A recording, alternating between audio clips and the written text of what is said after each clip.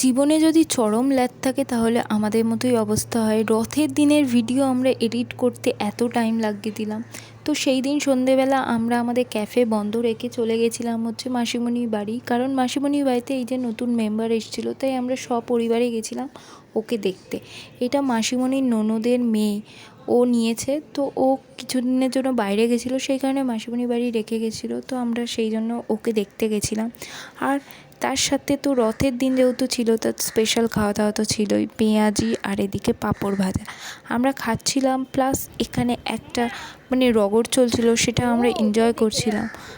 কি বলবো, কুটুস চিকুকে দেখে এত ভয় পাচ্ছিল, আমি কেন আমরা বুঝতে পারছিলাম না ও কেন এত ভয় পাচ্ছিল। ওর ওইটুকু ও হয়তো ওর একদম নখের সাইজের, তাকে ওই রকম ভয় পাচ্ছে এখানে। তারপর আমরা একটু কোল্ড ড্রিঙ্কস খেয়ে নিলাম, আর আমরা চেষ্টা করছিলাম কুটুস আর চিকুর বন্ধুত্ব করাতে। কিন্তু যেহেতু কুটুস ছোটো থেকে একা বড় হয়েছে, ও একটু একা থাকতেই ভালোবাসে।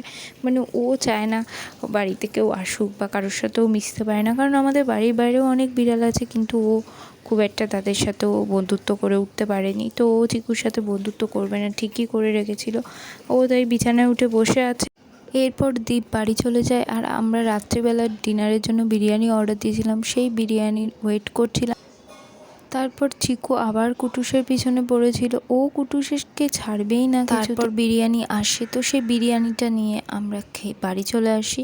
আর আজকের ব্লগটা এখানেই শেষ করছি। তোমাদের কেমন লাগলো অবশ্যই জানিও। দেখা হবে নতুন ব্লগে। টাটা।